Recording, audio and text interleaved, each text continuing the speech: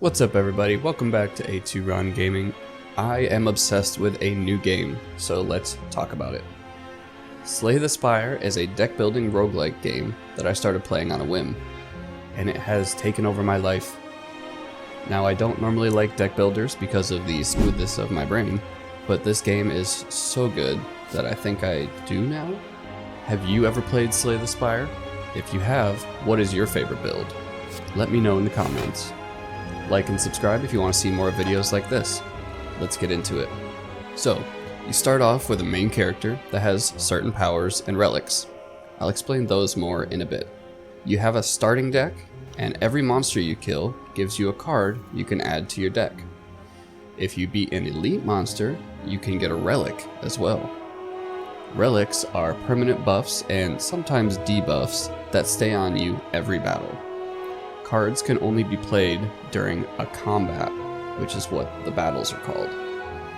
You start every run with a monster battle, but after that, it is randomized, and you have points that you can choose along a path that leads up to the final Spire boss. You have regular monster battles, rest points, where you can choose to either heal for 30% of your health, or more with certain relics, or you can upgrade cards. Upgrading cards increases damage or reduces cost or changes effects. There are elite monster battles that are of course tougher but have more rewards. And there are my favorite, the question marks. Unknown points, or the question marks, can be anything from picking a new card for the deck, or a monster battle, or a downtrodden goblin that gives you a relic if you give a potion. Fun stuff like that. So a battle goes like this. You spawn in against an enemy. Every turn you start with 3 energy. This can be upgraded, but you start with 3. The energy cost of the cards are listed in the top left. There are a few different types of cards. There are attacks, which deal damage. There are defends, which give you block. Block is a shield, which is applied to your character, which reduces incoming damage. You can also see what the enemy is going to damage you by looking over their head. It will show you whether they choose to attack, or they're planning on boosting themselves or debuffing you.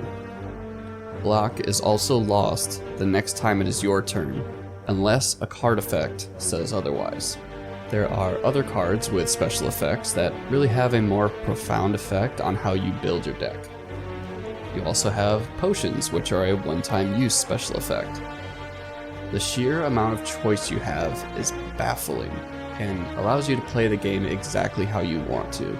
I mean, take a look at all of these cards.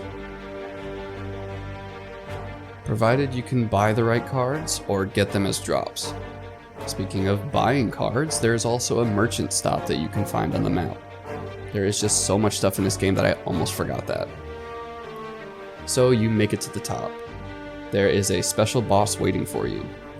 Don't underestimate them and use everything you've got, or else it's game over. Once you beat this first boss, then you start at the bottom of Act 2, and then the same for Act 3.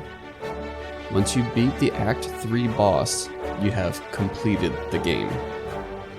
But there are also new cards that can be unlocked for your next run by completing a run.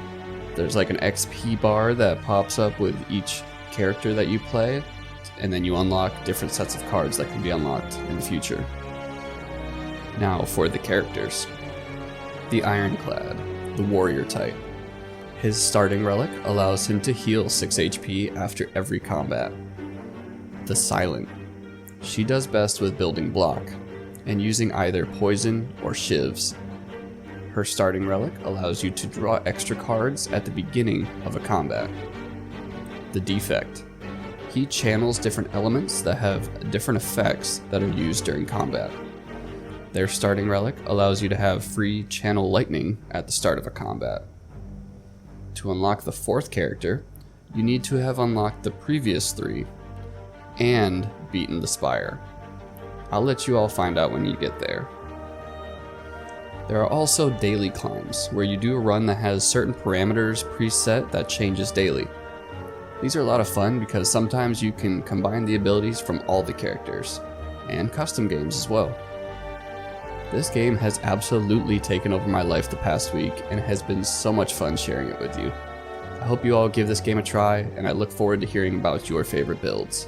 Like and subscribe if you enjoyed the video, and we'll see you next time.